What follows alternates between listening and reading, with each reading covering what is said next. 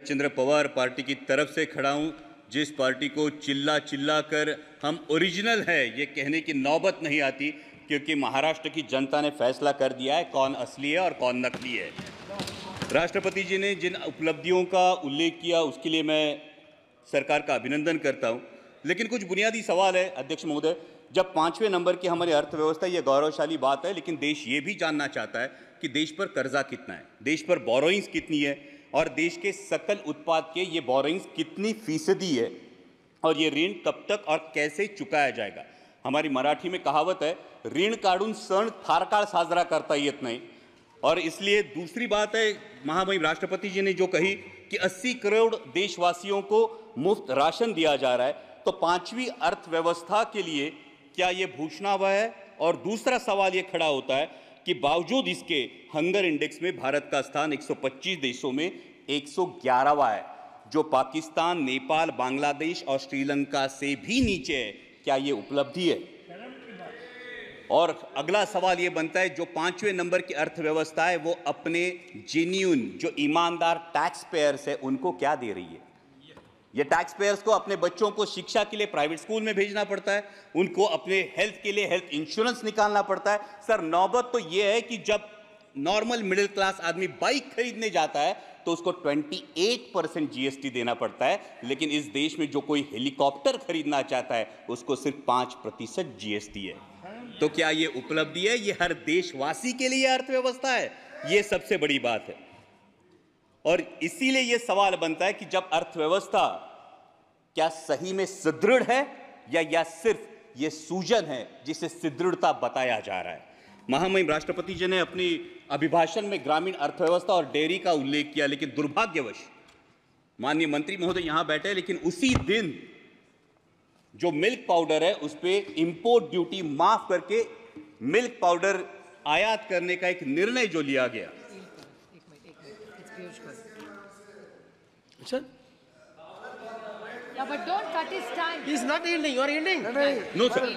I'm asking sir, ये दूध उत्पादक किसानों के लिए क्यों एकदम गलत बता रहे हैं, इससे I want you to kindly give me a chance. इनकी जानकारी के लिए और पूरे सदन की जानकारी के लिए, शरद पवार जी जब कृषि मंत्री थे उस समय उन्होंने ये TRQ दिया था। एक समय 10,000 टन, बाद में 25,000 टन का, और उस समय मिल्क पाउडर इंपोर्ट हुआ। Honorable Minister, your can will come. Your member is, see, next member is your from party. उसका क्या संबंध है? Honorable Minister, wait, Honorable Minister, wait. No. Immediately your member is going to speak. That time it can be debated. Sir, पुराने निर्णयों को लेके आज वास्तविक, सर आज वास्तविकता ये है देश में। सर, मैं माननीय मंत्री महोदय के संज्ञान में ये बात लाना चाहूंगा कि सर, देश में मिनरल वाटर की बोतल 20 रुपए में मिलती है और हमारा किसान दूध 22 या 24 रुपए में बेचता है। तो क्या ये किसान को समृद्ध करने का निर्णय है? सर, मिनरल वाटर की बोतल 20 रुपए में बिकती है और हमारा किसान जो अपने पशुओं को पालता है उसको दूध बेचना पड़ता है 22 या 24 रुपए किलो में। तो क्या ये किसान के साथ न्याय हो रहा है? ये इसका जवाब किसान चाहता है। सर, महामहिम राष्ट्रपति जी ने किसान सम्मान निधि की भी बात की, लेकिन असली किसान का सम्मान तो तब होगा सर जब कृषि के लिए जो औजार लगते हैं उन पे जो 12% जीएसटी है, ये 12% जीएसटी हटाया जाए और उनके फर्टिलाइजर्स और पेस्टिसाइड्स की कीमतों पर नियंत्रण लाया जाए और कृषि उत्पाद के लिए सुनिश्चित और परमानेंट आयात निर्यात धोरण लाया जाए। सर, हाल ही में हमने देखा, पिछले साल हमने देखा कि जब प्याज की डिमांड थी, मिडिल ईस्ट में डिमांड थी, यूरोप में डिमांड थी, तब प्याज पे निर्यात पर पाबंदी लगाकर पाकिस्तान के प्याज उत्पादक किसानों का भला इसी सरकार ने किया है। ये प्याज उत्पादक किसान कभी भूल नहीं सकता सर। और दूसरा एक बहुत ही अहम किसानों से जुड़े मुद्दे पर जो मैं मेरे चुनाव क्षेत्र से उस पर मैं ध्यान आकर्षित करना चाहूंगा, वो है लेपर्ड का इशू। सर, मेरे चुनाव क्षेत्र में जुन्नर वन विभाग के क्षेत्र में 700 लेपर्ड्स का अधिवास है सर, 700 लेपर्ड्स, और आए दिन किसी ना किसी पर हमला होता है। सर, जब एक बाप अपने 3 साल के लहूलुहान बच्चे को लेकर सामने खड़ा होता है तब ये इसकी गंभीरता और ज्यादा महसूस होती है। सर, 23 लोगों ने पिछले 1 साल में जान गंवाई है और बार बार मैंने दरख्वास्त की है माननीय मंत्री जी से भी कि लेपर्ड रिप्रोडक्शन कंट्रोल के बारे में सरकार गंभीरतापूर्वक ध्यान ले। महामहिम राष्ट्रपति जी ने अपने अभिभाषण में इंफ्रास्ट्रक्चर की भी बात की। जो 3,82,000 किलोमीटर हाईवे हुए हैं उसके लिए मैं सरकार का अभिनंदन करता हूं। लेकिन जिस रेलवे ट्रांसपोर्ट के लिए 1/3 कॉस्ट लगती है और एक ऑयल इंपोर्टिंग कंट्री के लिए इन रेलवे में कितना इजाफा हुआ ये भी हम जानना चाहते हैं। और दूसरी बात यह है जिन प्रोजेक्ट्स के लिए महाराष्ट्र गवर्नमेंट ने 50% कॉस्ट शेयरिंग के लिए अनुमति दी थी वो 3 प्रोजेक्ट्स है सर, अहमदनगर बीड परली, वर्धा यवतमाल नांदेड़ और वर्षा और गढ़चिरौली, जो 3 साल में रेलवे कंप्लीट करने वाला था। आज 15 साल बाद भी ये प्रोजेक्ट्स निर्माणाधीन है, ये इनकम्प्लीट है। और महाराष्ट्र के गोल्डन ट्रायंगल को जोड़ने वाली पुणे नासिक रेलवे जैसा एक एम्बिशियस प्रोजेक्ट, जिस प्रोजेक्ट की फाइल कैबिनेट अप्रूवल के लिए पिछले 2 साल से पड़ी है, ना उसको कैबिनेट अप्रूवल मिल पा रहा है और ना ही इसकी इंप्लीमेंटिंग एजेंसी तय हो रही है। साथ ही में दौंड से पुणे तक जो लोकल की डिमांड है, ये भी डिमांड अब तक उसकी आपूर्ति नहीं की गई है।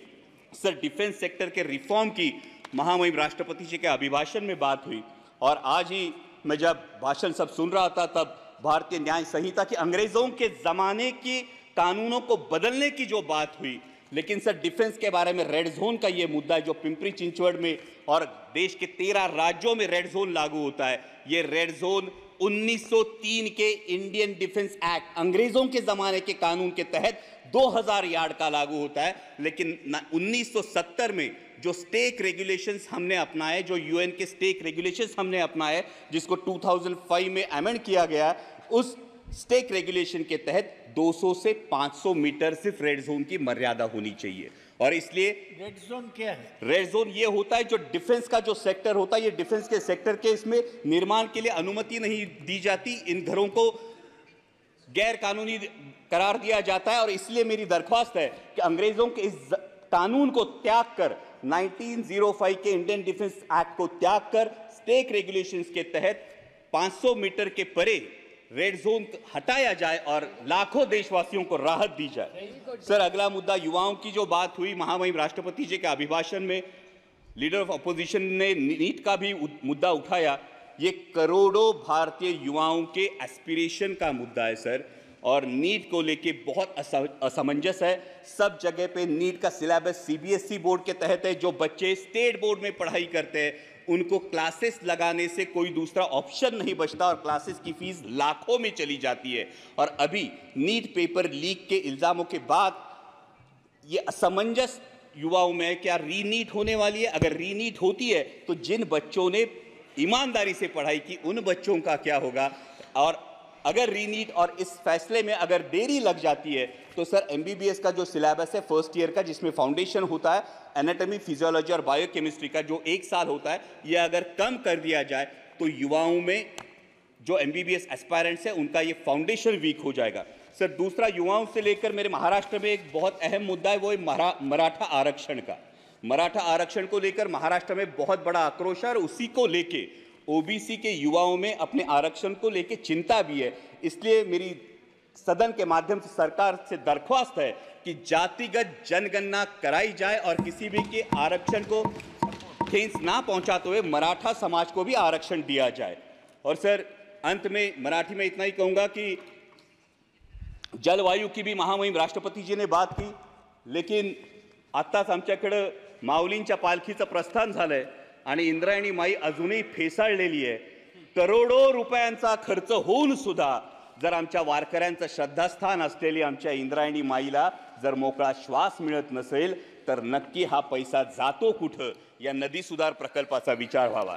सर, साथ ही में आपातकाल की बात हुई, लेकिन सर वास्तविकता यह है कि 1980 में जनरल इलेक्शंस में इसी देश की जनता ने 353 सीट्स देकर इसी कांग्रेस को वापस सत्ता में बिठाया था। तो ये मैं जानना चाहूंगा कि बार बार पुरानी जख्मों को कुदेरने से क्या हासिल होगा? और जब हम डिक्लेयर्ड इमरजेंसी की बात करते हैं तो देश में अनडिक्लेयर्ड इमरजेंसी की भी चर्चा होती है सर। कुछ सालों पहले सर शोले करके एक मूवी आई थी, उसमें एक डायलॉग था, शायद आपको भी याद होगा, कि दूर किसी दराज में जब बच्चा रोता है तो माँ कहती है सो जा वरना गब्बर आ जाएगा। सर, हालात ऐसे थे कि जब विपक्ष का कोई नेता सरकार के खिलाफ बोलता है तो उसको बोला जाता है चुप हो जा, सरकार के खिलाफ मत बोल वरना ईडी, सीबीआई या इनकम टैक्स आ जाएगा। सर, इस इनडिक्लेयर्ड इमरजेंसी का क्या? Sir 2 minute. Please, one more speaker is there. Yes, sir. One more speaker is sir for जब party. नेता Please तोड़ो wind up, please wind party up. फोड़ो लेकिन विपक्ष मत रहने दो, ये बात होती है। सर जब लीडर ऑफ अपोजिशन ने डर की बात की तो महाराष्ट्र में ही बात हुई थी। 27 जून को माननीय प्रधानमंत्री जी ने भोपाल में भाषण किया था, तब उन्होंने नेचुरली करप्ट पार्टी जिस पार्टी को बोला था, जिन पर इल्जाम लगाए थे, उन्हीं हमारे साथियों को लेकर आज महाराष्ट्र में सरकार बनी है। तो सत्ता पक्ष ये कहे कि उनकी नैतिकता कहां गई।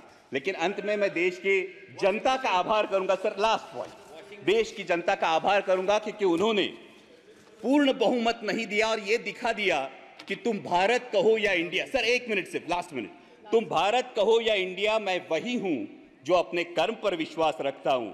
मैं वही हूं जो मंदिर मस्जिद मंगल सूत्र से ज्यादा देश की एकता को अहमियत देता हूं। मैं वही हूं जो राजतंत्र से ऊपर लोकतंत्र को मानता हूं। ठेकेदारों से ज्यादा पहरेदारों पर भरोसा करता हूं।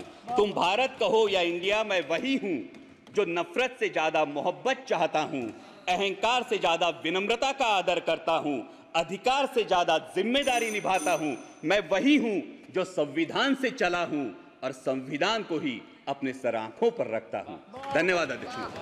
Thank you, Sri Dharamveer Singh.